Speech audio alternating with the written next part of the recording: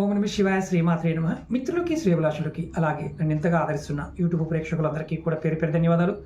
మిత్రులారా, మీ అందరికీ పరాదేవత ఎల్లవేళలా మీతో ఉండి మీ మనోవాంఛ నెరవేర్చాలని మనస్ఫూర్తిగా కోరుకుంటున్నాను. ఈరోజు మనం ఒక అద్భుతమైన తంత్రంలో ఉన్న రావణ సహితలో ఉన్న ఒక అద్భుతమైన మంత్రాన్ని చెప్తాను మీకు నేను.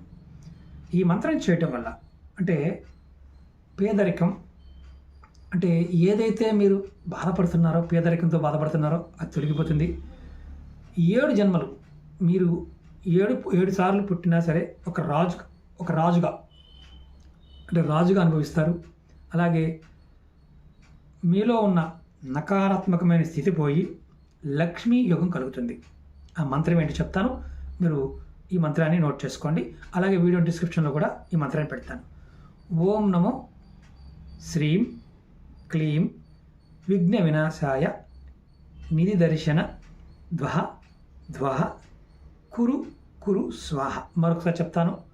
ఓం నమో శ్రీం క్లీం విఘ్ననాశాయ నిధి దర్శన ధ్వహ ధ్వహ కురు కురు స్వాహ. ఈ మంత్రాన్ని మీరు రోజు 11 సార్లు జపించండి. ఆడవారైనా మగవారైనా సరే ఆటోమేటిక్గా మీకు మంచి మార్పులు వస్తాయి. ఇది రావణుడు చెప్పిన మంత్రం.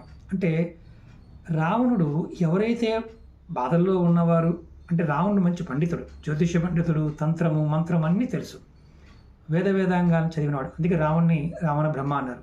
ఈ మంత్రానికి ఉన్న శక్తి ఏంటంటే మీలో ఉన్న అత్యంత అద్భుతమైన శక్తిని బయటికి తీసుకొస్తుంది, మంచి ఫలితాన్ని ఇస్తుంది. ప్రయత్నపూర్వకంగా చేయండి. ఓం నమ శివాయ శ్రీమాత్రే నమః.